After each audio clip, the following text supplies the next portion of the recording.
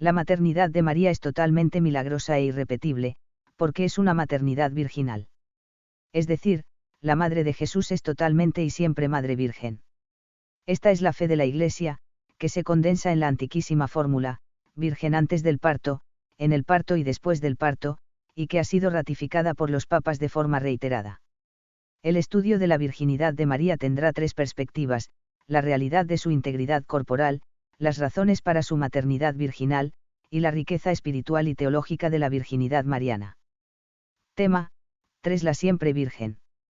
La virginidad de María es un hecho que afecta tanto a sus sentimientos, afectos y pensamientos como a su cuerpo. El magisterio de la Iglesia precisa que la palabra virginidad ha de tomarse en un sentido realístico, pues se trata de una virginidad real, no metafórica, que afecta no solo al alma, sino también al cuerpo y, por ello, constituye no solo una gloria de María, sino también un misterio.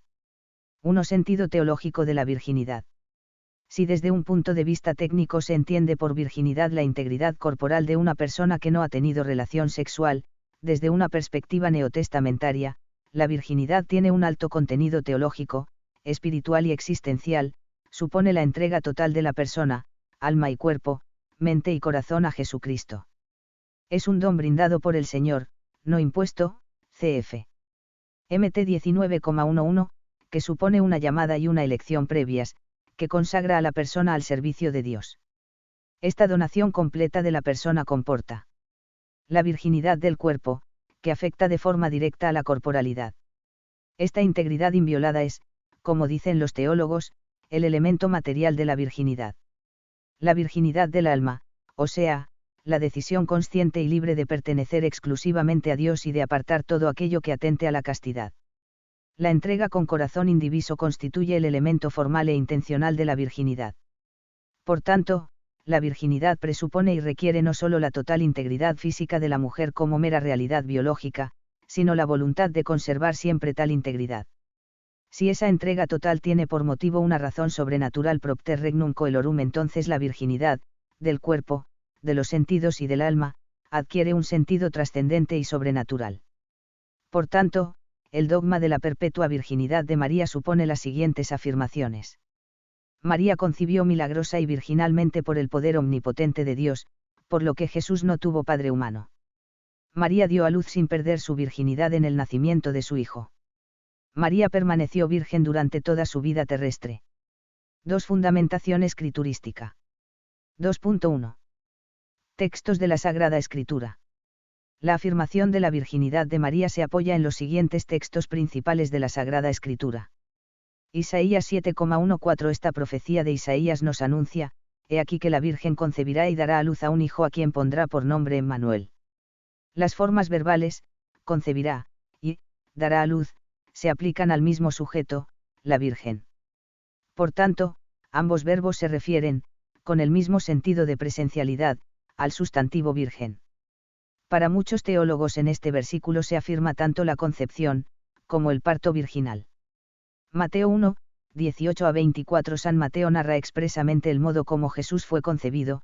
La concepción de Jesucristo fue de esta manera: estando desposada María, su madre, con José, antes de que conviviesen, se halló haber concebido María del Espíritu Santo. Un ángel del Señor le dijo: José, hijo de David, no temas recibir en tu casa a María, tu esposa, pues lo concebido en ella es obra del Espíritu Santo. Dará a luz un hijo, a quien pondrás por nombre Jesús, y, sin que él, José, la hubiese conocido, dio a luz un hijo. En estos versículos se nos dice con toda claridad que la concepción de Cristo se realizó virginalmente, por obra del Espíritu Santo. A continuación cita el texto de Isaías: todo esto sucedió para que se cumpliese lo que el Señor había anunciado por el profeta: he aquí que una virgen concebirá y dará a luz un hijo y se le pondrá por nombre Emmanuel, que significa Dios con nosotros. Mt 1,23. Lucas 1,34. San Lucas nos ofrece la pregunta de María a San Gabriel cuando éste le anuncia la concepción del Hijo de Dios: ¿cómo será esto, pues no conozco varón? Las palabras de la Virgen revelan su firme y decidido propósito de mantener su virginidad. Si tal era la voluntad deliberada de María aún antes de concebir al Hijo de Dios, y esa actitud era fruto de la gracia, se debe admitir que, después de ser Madre de Dios, conservase con fidelidad su virginidad santificada. 42 Lucas 1,35b. Según bastantes autores, la lectura más correcta de este texto es: el que nacerá santo, será llamado Hijo de Dios. En esta interpretación el adjetivo, santo, califica al nacimiento. Nacer santo, implica, en el lenguaje bíblico, la ausencia de contaminación de la efusión de sangre que hacía impura a la mujer, cf. Lev 12:2.5. Por tanto, cuando el ángel afirma que, nacerá santo, está indicando que el parto será virginal. Lucas 2,7. El evangelista San Lucas nos ofrece en su relato del nacimiento una delicada insinuación sobre el parto milagroso, cuando dice que María, dio a luz a su hijo primogénito y lo envolvió en pañales y lo reclinó en el pesebre. Es la madre misma que acaba de dar a luz la que presta inmediatamente a su hijo, sin ayuda de nadie, los primeros cuidados. Son indicios significativos de que el parto ha sido milagroso. Así lo han interpretado algunos padres de la Iglesia, y muchos exegetas antiguos y modernos. Juan 1,13. Si aceptamos la lectura, el cual no ha nacido de las sangres, ni de la voluntad de la carne, ni del querer del hombre, sino de Dios, este versículo se aplica directamente a Cristo, de quien se dicen tres negaciones. La primera negación, no de las sangres, puede dar a entender que en el momento del parto, no hubo derramamiento de sangre en la madre. El hagiógrafo sostiene de forma velada, pero clara, que el parto fue virginal. Las dos últimas, ni de la voluntad de la carne, ni del querer de hombre, hacen mención al modo en que el Verbo se encarnó en María. En ese proceso no tuvo parte ningún deseo o instinto sexual. La única paternidad respecto a Jesús fue la de Dios, sino de Dios. Se afirma, por tanto, la concepción virginal de Cristo. Juan 19,25 ss. En el Calvario Jesús agonizante confía María a su discípulo amado, Juan. Este hecho ha sido considerado por los padres como una constatación sensible de que María no tuvo ningún otro hijo, pues sería extraño, en tal caso, la petición de Cristo a Juan. 2.2. Algunas dificultades exegéticas. Algunos textos podrían, a primera vista, ser interpretados como contrarios a la virginidad de María. En ellos se han apoyado, a veces, quienes la negaron, de aquí que sea conveniente recogerlos y dar una explicación. Generalmente la clave de la dificultad y de una recta interpretación de estos textos está en que son giros o modismos hebreos, cuya versión literal a los idiomas occidentales no traduce exactamente su genuino sentido. Vamos a analizarlos brevemente. Paternidad de José. San José es designado en los Evangelios como Padre de Jesús. Estos textos manifiestan solamente la verdadera paternidad legal de San José y la opinión general de los conciudadanos del Señor. Por ello San Lucas tiene buen cuidado en aclarar en otro lugar que, tenía Jesús unos 30 años, hijo, según se creía, de José. Con lógica humana se entiende perfectamente que el misterio de la concepción virginal de Jesús quedara velado a sus contemporáneos como un clamoroso misterio que se cumplió en el silencio de Dios. Antes de que conviviesen hasta que dio a luz, dice el Evangelio de San Mateo, estando desposada María, su madre, con José antes de que conviviesen, se halló haber concebido María del Espíritu Santo. José, no la conoció hasta que dio a luz un hijo. Los términos convivir y conocer, para algunos autores, tienen sentido específicamente conyugal. La frase, antes de que conviviesen, nos revela claramente la concepción virginal de Cristo sin obra de varón, pues equivale a, sin haber convivido conyugalmente, pero no significa, en modo alguno, que después convivieran. Es un modo semita de expresión con el único sentido de referencia cronológica del nacimiento de Jesús. La misma respuesta hay que dar al texto, no la conoció hasta que dio a luz un hijo. La expresión hasta que se usa frecuentemente en la Sagrada Escritura con sentido de término final y no implica nada posterior. Jesús primogénito. Otra dificultad es que los evangelistas de la infancia denominan a Jesús, hijo primogénito. La expresión primogénito designa, en el lenguaje judío, al primer hijo en sentido técnico legal, prescindiendo si después le siguen o no más hijos.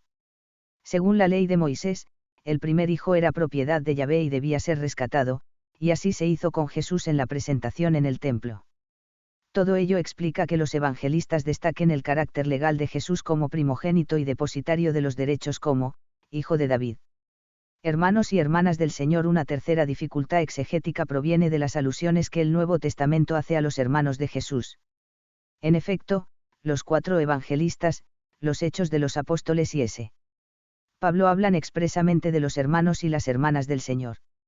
La dificultad que presentan dichos textos es en realidad inconsistente, porque, la palabra, hermano, designa, entre los semitas, diversos grados de parentesco, primos, sobrinos, parientes lejanos, pues ni el hebreo, ni el arameo tenían un término lingüístico preciso para expresar esos grados diversos de parentesco y usaban el genérico hermano. B. Aunque en griego se distingue semánticamente hermano de primo, cuando los hagiógrafos escriben, respetan la mentalidad hebrea y utilizan el mismo término. En esto siguen la traducción de los LXX, que prefirieron permanecer fieles al modelo hebreo, a pesar de la posible confusión. C. Jamás se dice en ninguno de esos textos que esos, hermanos, fuesen hijos de María. D. Santiago y José, que se designan, hermanos de Jesús, son, como consta por Mateo y Marcos, hijos de otra María, distinta de la madre de Jesús, de la que S. Juan dice que era mujer de Cleofás. 3. Desarrollo histórico de la doctrina sobre la virginidad de María. 3.1 Hasta el Concilio de Nicea. Avalados por los textos escriturísticos, los padres más primitivos afirmaron en sus escritos la maternidad virginal de María. Haciendo un resumen de la tradición eclesial hasta el año 200, se puede decir que la concepción virginal fue considerada por la Iglesia como un indiscutible patrimonio doctrinal y fue puesta al servicio de la defensa de la divinidad del Redentor, a pesar de que esté en cierto sentido en la encrucijada de los debates teológicos del siglo II. En efecto, los padres de esa época defienden la virginidad de Santa María, aunque su defensa pueda resultar incómoda en su controversia con los gnósticos y docetas. La virginidad de María se afirma explícitamente en todos los primitivos símbolos de fe. En el símbolo apostólico redactado por San Hipólito se contiene, crees en Jesucristo, Hijo de Dios, que nació del Espíritu Santo y de María Virgen. La fórmula romana antigua contemporánea a la de San Hipólito, creo en Jesucristo, su único Hijo, de Dios, nuestro Señor, que fue concebido del Espíritu Santo, nació de María Virgen, induce a sostener que, los símbolos, distinguen el momento de la concepción y del parto, pues, concebido, y, nacido, son dos afirmaciones distintas. 3.2.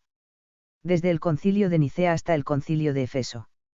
El símbolo de San Epifanio antepone y añade al nombre de María la expresión, siempre Virgen, con sentido de plenitud y perpetuidad, y en el credo del Concilio de Constantinopla se confiesa que Jesucristo, se encarnó por obra del Espíritu Santo y de María la Virgen, y se hizo hombre.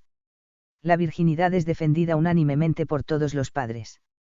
Algunos de ellos salieron en defensa de la perpetua virginidad de María ante doctrinas, que se propagaron a mediados del siglo IV, debidas especialmente a Joviniano, a Bonoso y a Elvidio. Precisamente en el siglo IV comienza a utilizarse la fórmula ternaria, antes del parto, en el parto y después del parto, para contrarrestar las doctrinas de algunos herejes que negaban especialmente esto último. 3.3. Del Concilio de Efeso a la Reforma Protestante. A partir del Concilio de Efeso la reflexión creyente sobre la Madre de Dios recibió un fuerte impulso. La virginidad perpetua queda establecida en el acervo común de la fe cristiana. Todos los padres de este periodo profesan la virginidad como una verdad que es mantenida pacíficamente. El Papa San León Magno en su epístola dogmática a Flaviano, patriarca de Constantinopla, contra la herejía monofisita, formula así la fe católica sobre la virginidad de María en la concepción y el parto de Cristo. Indudablemente, por tanto, Cristo fue concebido por obra del Espíritu Santo en el seno de una madre virgen y ella le dio a luz sin detrimento de su virginidad, como sin perder su virginidad lo había concebido. El Hijo de Dios, por tanto, descendió del cielo, y entró en el mundo de una manera nueva, naciendo también de un modo distinto. Jesucristo nació de un seno virginal con un nacimiento admirable. Densinge 291 a 294. Entre los textos magisteriales posteriores al símbolo de Calcedonia cabe hacer una mención especial del Sínodo Lateranense del año 649, presidido por el Papa S. Martini. Si alguien no confiesa, de acuerdo con los santos padres, que la Santa y siempre Virgen e Inmaculada María es propia y verdaderamente Madre de Dios, como quiera que propia y verdaderamente concibió sin semen, por obra del Espíritu Santo, al mismo Dios Verbo que nació del Padre antes de todos los siglos, y que lo dio a luz sin corrupción, permaneciendo su virginidad indisoluble, aun después del parto, sea anatema. En el siglo VII debemos mencionar de manera especial a San Ildefonso de Toledo, que se distingue por su devoción a Santa María y por la eximia defensa de su virginidad perpetua. Escribió el Tratado de Virginitate Perpetua Sanctae Mariae contra Infideles, que es la primera obra en Occidente dedicada por entero a ensalzar las perfecciones marianas y en especial su virginidad. En los concilios ecuménicos 4 de Letrán y 2 de León se reitera el nacimiento de Jesús por obra del Espíritu Santo y de María siempre Virgen, Densinge 801 y 852. 3.4. De la Reforma Protestante hasta nuestros días. El año 1555 el Papa Paulo IV, mediante la bula Concurrum Damsel, al paso a los errores difundidos por algunos protestantes, al condenar a los que afirman que la Beatísima y siempre Virgen María no concibió por obra del Espíritu Santo, sino como los demás hombres del semen de José, ni permaneció siempre en la integridad de la virginidad, es decir, antes del parto, en el parto, y después del parto. Poco después, Clemente VIII, al explicar el tercer artículo del credo, glosa que en nacido de María Virgen hay gran novedad, ya que el Hijo de Dios salió del vientre de la madre al fin del 9º mes, sin dolor ni menoscabo de la misma madre, no dejando señal alguna de su salida, y por esto se dice que la madre de nuestro Señor Jesucristo fue virgen antes del parto, en el parto y después del parto. 3.5. Algunos planteamientos modernos insuficientes. Los racionalistas del siglo XIX y los modernistas de principios del XX, afirmaron que la concepción virginal de Jesús es un mito cristiano surgido por influencias paganas, helenistas, egipcias o persas. Otros pretendieron fundar esta teoría del mito de la concepción virginal de Jesús en el supuesto entusiasmo mitificador de los primeros cristianos, en su afán de divinizar a Cristo. No obstante, la concepción virginal de Jesús, tal como ha sido enseñada por la Iglesia Católica, difiere diametralmente de todo mito pagano. El concepto mismo y el hecho de la concepción virginal son exclusivamente cristianos. En las mitologías paganas politeístas no se encuentra jamás la idea de una concepción virginal, sino las teogamias o nupcias de una mujer que concibe por la unión sexual con un dios mitológico. La unánime creencia en la concepción virginal de Cristo no es una verdad que se haya creado progresivamente, sino que aparece clara, fija e inmutable desde el inicio mismo de la Iglesia, y pertenece al contenido de la primitiva fe cristiana. Ante tales interpretaciones incorrectas, salió al paso el Papa Pablo V, quien, en cartas sobre los puntos en los que el catecismo holandés no debe dejar lugar a ambigüedad alguna, cita en primer lugar, cuanto se refiere al nacimiento virginal de Cristo, como dogma de fe católica. A partir de mediados del siglo XX, algunos autores han pretendido reinterpretar la virginidad en el parto. Afirman que el parto virginal sería simplemente el parto normal de una mujer que ha concebido virginalmente. Sostienen así, que el nacimiento de Jesús pudo ser y llamarse virginal, sin necesidad de creer ni afirmar obligatoriamente que fuese milagroso. Estos autores excluyen del concepto de virginidad la integridad física, siendo este un elemento esencial, porque una mujer que da a luz con un parto natural no puede ser considerada estrictamente virgen, aunque haya concebido virginalmente. De hecho, la integridad física, como constitutivo esencial de la virginidad, está indicada en el Sínodo 4 de Letrán, citado anteriormente. San Juan Pablo II resume la doctrina del magisterio diciendo que María dio a luz verdaderamente de forma virginal, por lo cual después de su parto permaneció virgen, también por lo que atañe a la integridad de la carne, discurso La virginidad de María, N6, L. Osservatore Romano 25/26 V1992, p. 13. También a finales del siglo XX, algunos autores, al escribir sobre la virginidad de María después del parto, han utilizado frases más o menos ambiguas: es muy improbable que María tuviera otros hijos, o, los evangelistas no dicen que ella tuviera otros hijos, etc. Tales afirmaciones ponen en entredicho el dogma de la perpetua virginidad de María, presentándola solo como probable, cuando es una verdad definida. Breve y precisamente se ha calificado en nuestros días el misterio de la virginidad de María como la integridad que Dios quería legar al mundo como una señal más de su venida entre las criaturas. San José María, es Cristo que pasa, Madrid 1989, N40. 4 razones de conveniencia. Siendo la encarnación del Verbo un misterio, no es posible al entendimiento humano comprender adecuadamente las razones últimas de por qué se realizó virginalmente. Dios no nos ha revelado los motivos de esa concepción virginal. Sin embargo, los teólogos han intentado descubrir algunas razones de conveniencia por las que el Verbo tomó carne y se hizo hombre de modo virginal, y María conservó la virginidad en el parto y perpetuamente. 4.1. De la concepción virginal. Los mariólogos ven las siguientes razones de conveniencia de este misterio: la gratuidad absoluta de la redención, porque al excluir y suplir Dios la acción humana del varón, queda resaltada la exclusiva iniciativa de Dios en la salvación del hombre. El Salvador no es obra y fruto de los hombres, sino de Dios. En la concepción de Cristo se anticipa y prefigura el estado definitivo escatológico de los redimidos en el cielo, donde serán como ángeles de Dios. En la aceptación total de María para concebir, por obra del Espíritu Santo, al Hijo de Dios se representa y realiza el paradigma de la entrega absoluta y fecunda del hombre a los planes salvíficos de Dios. 4.2. Del parto virginal.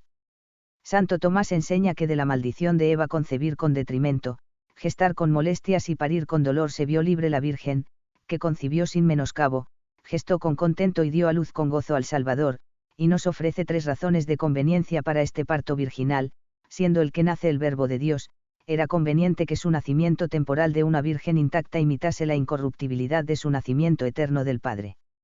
El Verbo, que venía a curar todos nuestros males y corrupciones, no debía, al nacer de su madre, lesionar su virginidad. El Verbo encarnado que manda honrar a los padres debía, con su nacimiento incorruptible, honrar y santificar a su madre. 4.3. De la virginidad después del parto. Santo Tomás recoge diversas razones y las resume así: siendo el unigénito del Padre desde la eternidad, convenía que, en el tiempo, fuese el Hijo único de María. Lo contrario hubiera sido una injuria para el Espíritu Santo que había elegido y santificado el seno de María como santuario de su acción admirable, hubiera sido indigno de la santidad de María y de José al que también había sido revelado el misterio de su virginal esposa. 55. Relación entre la maternidad divina y la concepción virginal. Los padres de la Iglesia enseñaron que el Verbo de Dios no podía nacer más que de Madre Virgen, y, viceversa, que una concepción del todo virginal no podía tener por sujeto más que al Hijo de Dios. Tal enseñanza parece superar la mera relación histórica entre ambos misterios y parece insinuar que existe una cierta relación. El Catecismo de la Iglesia Católica da diversas razones por las que, Dios, en su designio salvífico, quiso que su Hijo naciera de una virgen. Estas razones se refieren tanto a la persona y a la misión redentora de Cristo como a la aceptación por María de esta misión para con los hombres.